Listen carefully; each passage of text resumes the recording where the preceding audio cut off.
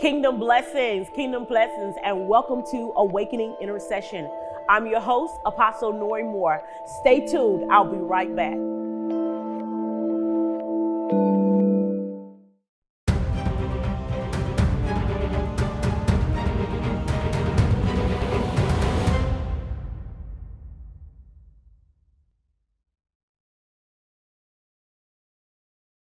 Hey, I'm Apostle Nori Moore, and I want you to follow me on social media.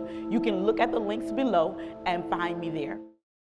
Hey, I'm Apostle Nori Moore with Awakening Intercession, and I would like for you to partner with me. If this service has been blessing you, if you've been enjoying this program, please follow the links below.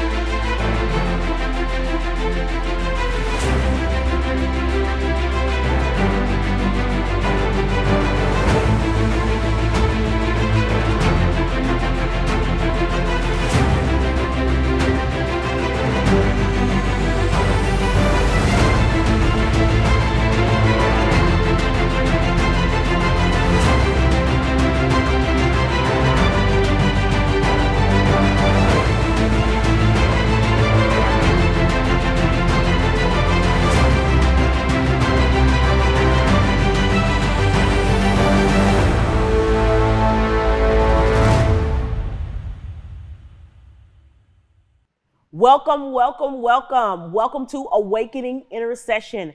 I am your host, Apostle Nori Moore. I am being joined today with Prophetess Andrea Jackson. Prophetess Andrea Jackson is a very, very popular author who has been writing. She's been writing about 5 books thus far. Yes. And but today we want to focus on one particular book.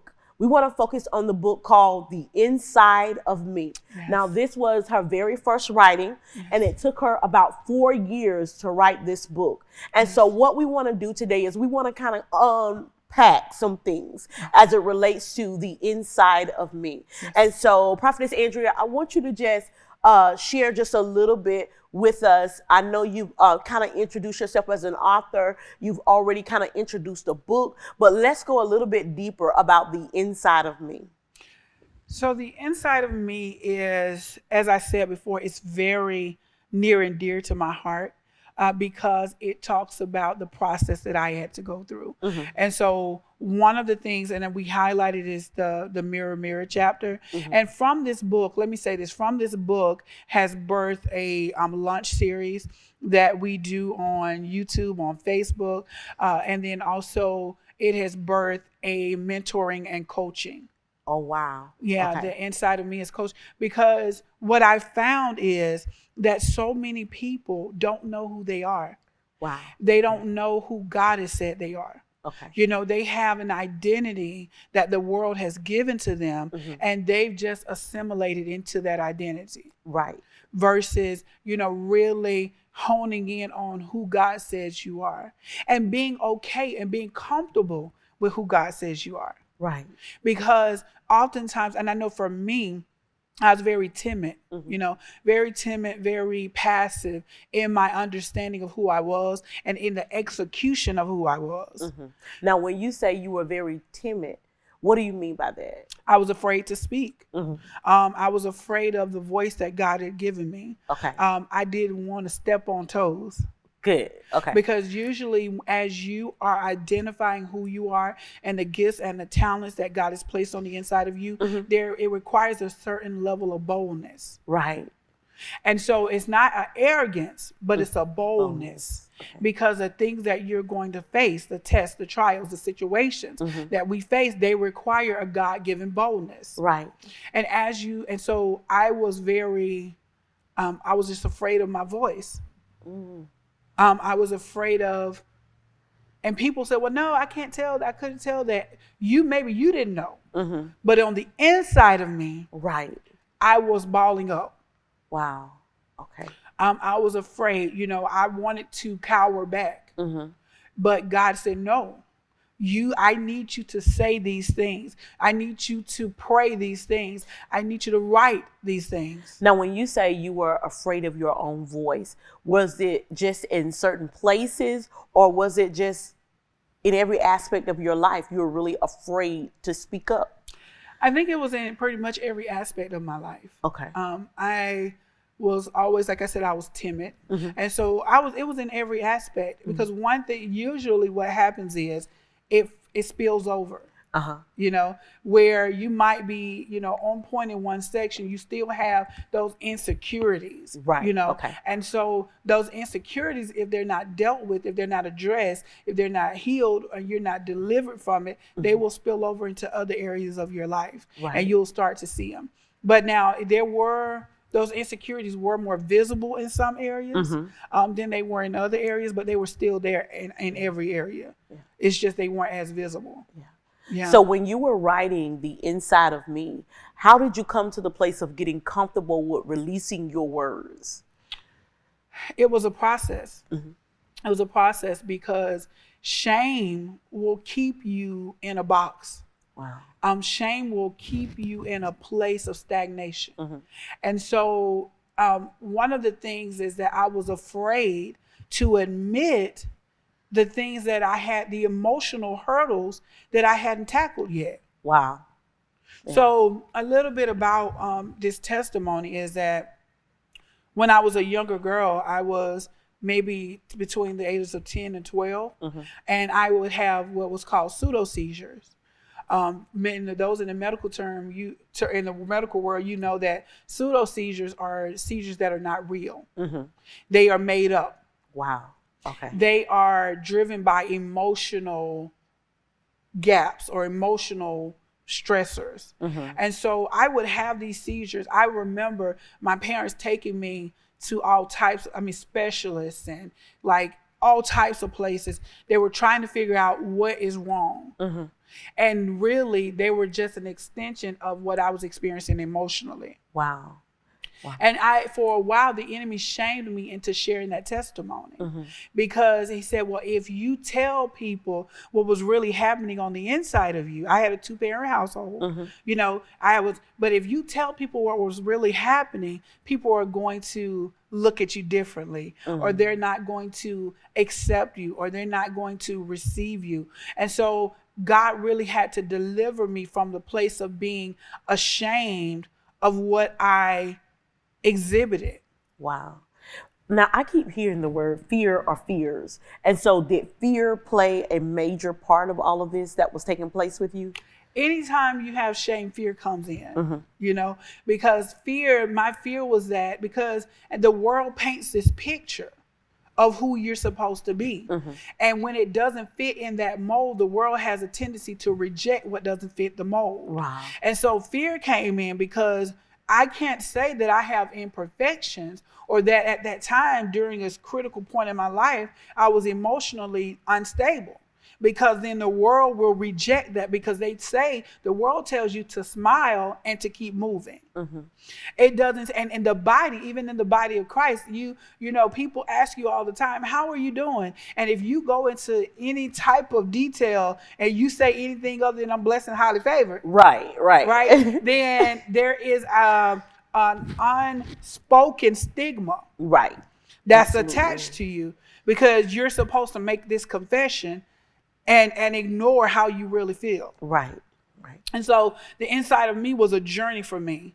It was it's okay to say that you feel this way. It's okay to address those emotions. It's okay to look in the mirror and see something different than what society says. You know, it's okay to say that you were having you had emotional difficulties when you were a child, because it's those very difficulties that I'm going to use to help deliver someone else from their difficulties. Wow. And what I found from others that have read the book, I found for even in women in their 60s, men in their 70s, 60s, 50s, they've said, I walked around with this for my whole life. Wow. I passed the facial test, but inside I was broken. Wow. And so this book is, God has really been dealing with me. But let's go in and heal what should have been dealt with a long time ago. My. But because for whatever reason it couldn't be addressed, then I now need you to act as an agent of change in lives of others. Yeah. And not so that people will have a safe place to come and not feel like I have to be ashamed of my baggage. Yeah. I have to be ashamed of the things that are inside me that I can't say because it's not pretty in the church world. Right. I can't say because it's not because I'm a CEO of a company. I can't tell you that I wake up feeling like I'm nothing. You know, those things that are hidden. And that's what the inside of me is about. It's about addressing those things that are hidden, because it's easy to address what's visible. Right. It's easy to address what's seen, but very rarely do we address the things that are underneath the surface. Wow. And this is what I've noticed, is that oftentimes people see us in a certain light. And so we like the fact that they see us in that light. And so we walk in that instead of addressing what's really going on the inside of us. And so as it relates to the inside of me, do you address that area? Do you? I do. And I sort of address it on the surface. And we, like I said, we start out with the mirror, but then we also talk about those people that are around you, because your support system is going to be key to you really coming out and addressing who you are on the inside, because those supportive people are those people that will love you in spite of, and that will help you walk through deliverance that you need. And that won't judge you, but they'll say, come on, let me take you by the hand and let me pray with you. Right. Let me give you tools and things that can help you overcome these hurdles. Right. And so we talk about that in the book. I talk about that. I talk about how do you identify those people that are not good for you. You love them. They love you, Right. but they're not good for you. Wow. See, because you need more than love. And so love is not always the answer, in the sense of, we know love is godly love. Yes. But love is not always, because sometimes someone loves you so much that they cripple you, Right. instead of helping you develop into who you are. Absolutely. Into who God has said. Absolutely. And so it talks about that. That's not saying that you have to cut those people off, that you have to end those relationships, but you have to identify, in this season of my life, I need this.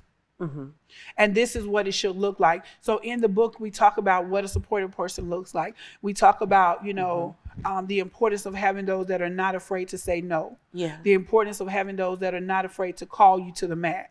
Wow. Because in your area, as you're walking through deliverance, all of this is about you arising and becoming the person that God said that you are.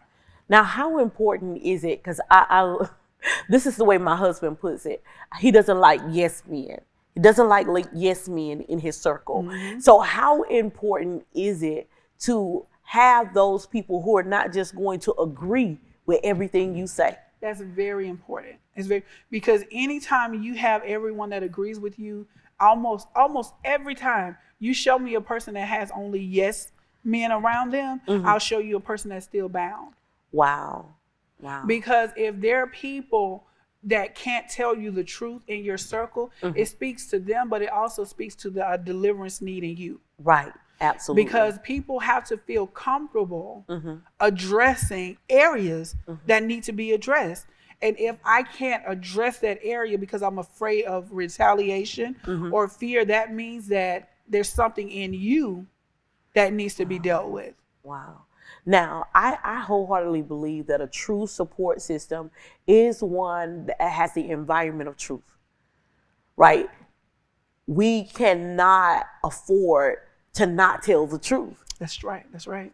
Truth Must be, at the very core of our relationship. Yes. So when we create an atmosphere that is something different, we create a relationship or a culture that is something totally different, that's dangerous to everybody who's involved. Now, as it relates to the inside of me, and you're addressing what a support system should look like, what are some of the things that you personally ran into that kind of touch you really deep? Wow. So there are a lot of different things. I remember the first time someone challenged me. One of my friends challenged me and said, "Hey, you need to do better." Yeah. I felt some type of way because it attacked my ego. And although I had already, but then it also spoke to my unhealed rejection. And see, and that's the thing, because a lot of times we have these egos because we underlining them is rejection. And so it spoke to, okay, because she said to me, you need to do this better. I felt that she was rejecting who I was, or she was rejecting, the stance that I made, when really she was saying, I'm not rejecting you, but I'm telling you that there's a better way. And so for me, I was upset at first, honestly, because I've been challenged with these things in this book, and I was upset at first because I felt like, although I was broken and hurt inside, the image that I portrayed was that I was whole. So how dare you tell me that I'm not whole? Wow. How dare you tell me that I'm broken? Now I know that I'm broken, but how dare you say it? Wow. Because it becomes a reality once it's released. Absolutely. Absolutely. You are responsible for creating the climate that you live in. And I had created a climate that I was hiding behind my brokenness. I was hiding behind all of these different facades. And I talk about that in the book, the mask that we wear. Right. I was hiding behind all of this stuff. And so, even in college, because I wrote this book, like I said, coming out of college, and I was just hiding behind so many different things. Right. I'm this, I'm that, I'm this, I'm that. And so when God started to peel back those layers, I could see the picture was shattered. But on the outside, it looked good. Right. Right. On the outside, I was this, great person, this sorority girl. I was, I was all these different things. And that's what the people saw. Yeah. But what they didn't know is the times that I would go back and cry. And that's what God wants to address. You don't have to cry alone. Not only can you talk with God about it, but there are people that God has specifically placed in your life, if you allow them to. Right. That can help you move from a season of weeping and of being worn to help you move into wholeness. Right. Now, as you were throughout these 4 years, were there relationships that God brought into your life, or connections that help you move, let's just say, from one season to another, to really heal and come into wholeness as you were writing? So tell us a little bit about that. So there was a mentor that I identified when I was in college, and she really helped me to come into who I was with God. Right. She would say to me, that's not who you are. And it would get on my nerves. Okay. It would frustrate me. I love her for it now. Right. Yes. But she would say to me, that's not who you are. Wow. It does agitate you, because for so long you believed that this is who you were. Right. And then now somebody comes and say, no, that's not you. That's not the real you. That's not the real you. That's just with a picture that you're painting. And so she would tell me that, she was like, that's not who you are. Tell me who you are. And what they're essentially doing is provoking you to greatness, but you can't see it at that moment. You can't see it. And because you're thinking about, what do you mean? Like, this is who I am, and she would say, no, that's not who you are. And I just remember those, tell me who you are. That's who I am. Like, what do you mean? But when I began to really take those questions to heart. Right. And I began to see, okay, wait a minute, this is not who I am. Wow. I don't have to be a certain way to be accepted. Wow.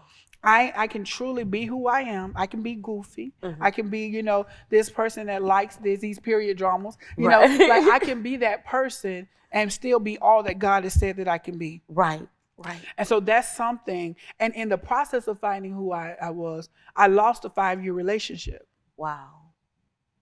Because I realized that the person who I was didn't match the person who I was with. Wow. Thankfully, we were just dating. I was dating at that time. Yeah. And I realized that the person, just wasn't who God had said had been with him for 5 years. But he wasn't with the real you. But he wasn't with the real me. He was with the mask. Wow. He wasn't with me. And when I realized that, I remember how painful it was for me to discontinue that relationship. Mm-hmm. Because I realized it's not for you. Right. You know, he's not seeing the inside of you. He's seeing the facade that you created. Exactly. Yeah. And so that was because when you're on this path to discovery, mm-hmm. there are going to be things that have to fall off. Absolutely. You know, there may be some people that have to fall off. Wow. And it's not that he's a bad person. Yeah. You know, he's still a great person, but for me, right, he wasn't for me. Wow. He was going to damage what I was trying to repair. My God.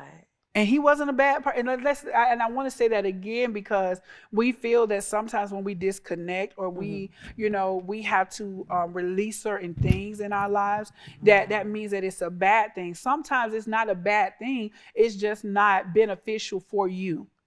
Wow. Beneficial for your spirit. And I think that's something that I learned in this process. And even though he may not have understood it in the moment, right? Over time, he'll grow to appreciate the fact that the real you had to show up and realize who you were. Else, everything would be a lie. Yeah, everything would be a lie. Wow. Everything. And the funny thing about it is that we're cordial to this day. We're, you know what I'm saying? We're not like best friends, but we are friends. And we're still cordial. And so it's okay to say, okay, I realized that in that season of my life, although I thought you were for me, when I discovered me, I realized that you weren't. So the whole process of unmasking, I mean, was it, just describe that journey of unmasking. And I'm quite sure it was some days that you would have preferred to just keep the mask on. Oh, yeah. Because it was easier. Yeah. Wearing the mask is easy because I don't have to put up a barrier or an emotional barrier to protect myself. Mm-hmm. Because you seeing this, you saying this, or you're doing that to the mask. You know, it's not hitting the core of who I am. But when I display my vulnerability, then that hits my heart. Yeah. You know, and so me walking through that process, there were times when I was angry. I was angry at myself for allowing myself to put on the mask. But then there were times when I was angry at other people. And I was angry at other people saying, you should have saw me. You should have seen this all along. And so then I was placing the burden on other people. When it really belonged to you. When it really belonged to me. Wow. Why didn't you tell me that this, or why didn't you say this, or why didn't you show me this, when really all along it was me. Oh my. Yeah. And that process brought deliverance for me, and it also helped me to see that I'm responsible for the climate in my life. I'm responsible for that, and everyone else is just an accent to that climate. Wow. I strongly believe that our warfare is insight to our purpose. I strongly believe that. I strongly believe that wherever the enemy hits us the most, that's the place that we've been assigned to bankrupt hell. And so through this process, God has empowered you to help others. Yes. Your warfare gave you insight into your purpose. Yes. And so now you're doing a luncheon series, right?